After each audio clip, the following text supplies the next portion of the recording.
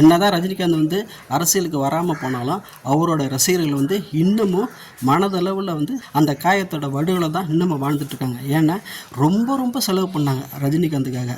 அரசியலுக்கு வருவார், நம்ம வந்து தமிழ்நாட்டில் ஒரு அரசியல் மாற்றத்தை ஏற்படுத்தணும்னு ரஜினிகாந்த் ரசிகர்கள் மட்டும் இல்லை, அவரோட சேர்ந்து மற்ற பொதுநலவாதிகளும் பாடுபட்டு இருந்தாங்க. ஆனால் அவங்கள எல்லாரையும் ஏமாற்றி ரஜினிகாந்த் வந்து அரசியலுக்கு வரமாட்டேன்னு சொல்லிட்டாரு.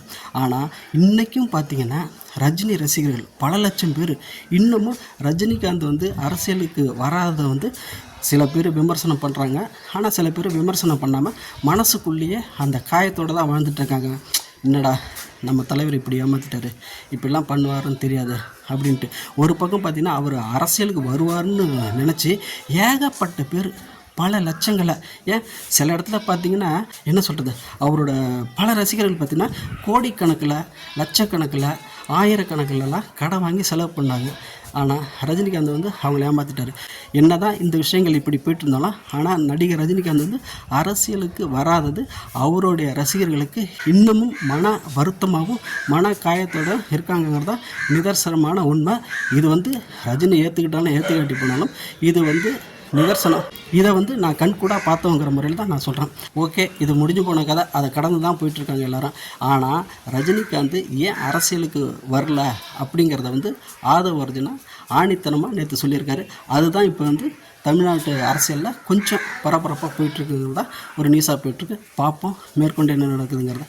இப்போ ஆதவ அர்ஜுனா பேசணும் வீடியோவை நம்ம பார்ப்போம். இப்போ இன்னைக்கு தமிழ்நாட்டில் எத்தனையோ தலைவர் இருக்காங்க, ஏன் அவர் மீது விமர்சனம் நான் ஓப்பனா உங்ககிட்ட பதிவு பண்றேன், மக்கள்கிட்ட பதிவு பண்றேன், முக்கியமா சோசியல் மீடியா வாரியர்ஸ் கிட்ட பதிவு பண்றேன்.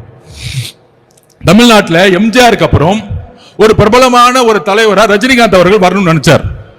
அரசியலுக்கு வந்து சிஸ்டத்தை மாத்தணும் எல்லாம் பண்ணணும்னு நினைச்சார். ஆனால் இதே திமுக குடும்பம் பல மிரட்டல்களை கொடுத்து அவரை அரசியல் கட்சி வர விடாம பாத்துக்கிட்டாங்க. இன்னைக்கு என்ன ஆனார், அவரு கடைசியில் ரெட் ஜெயின் பிக்சர்லயே நடிக்க போயிட்டார். அவர் மேல விமர்சனம் கிடையாது, அந்த வலிமை மன வலிமை நம்ம தலைவர்கிட்ட இருக்கு. நான் பதிவு பண்றேன்.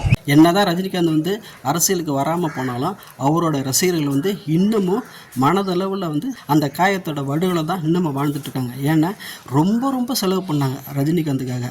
அரசியலுக்கு வருவார், நம்ம வந்து தமிழ்நாட்டில் ஒரு அரசியல் மாற்றத்தை ஏற்படுத்தணும்னு ரஜினிகாந்த் ரசிகர்கள் மட்டும் இல்லை, அவரோட சேர்ந்து மற்ற பொதுநலவாதிகளும் பாடுபட்டு இருந்தாங்க. ஆனால் அவங்கள எல்லாரையும் ஏமாற்றி ரஜினிகாந்த் வந்து அரசியலுக்கு வரமாட்டேன்னு சொல்லிட்டாரு.